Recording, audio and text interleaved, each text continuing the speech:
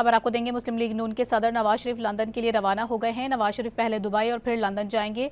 मजीद तफसीलात जानेंगे don news के नुमाइंदे अदनान शेख से। अदनान शेख, बताएगा क्या मसरूफियात होंगी?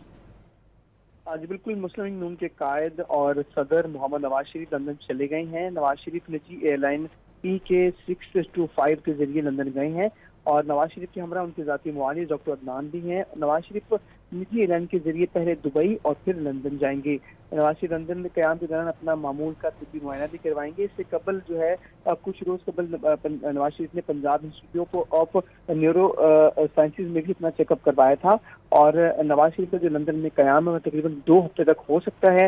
इससे पहले नवाज शरीफ रवां साल जून में लंदन गए थे, जबकि नवाज शरीफ जो है लंदन में पार्टी कारकुनों और रहनुमाओं से भी मुलाकातें करेंगे। जी, बहुत शुक्रिया आपका तफसीली तौर पर आगाह करने के लिए अदनान।